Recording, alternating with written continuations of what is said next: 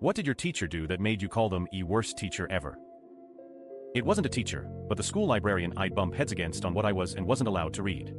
She had learned I was dyslexic from my speech therapist that went to warn her that as part of my therapy I would be taking out a larger amount of reading material than usually permitted for grade 5/6 student. However, the therapist didn't mention I would be taking out the young adult literature and not the picture books reserved for the special needs kids and younger grades. She was so stubborn on not letting me sign out the books even the grade 12s were struggling with in English. I would sit in the library during recess and an hour after school, just to read through the entire young adult section on my own.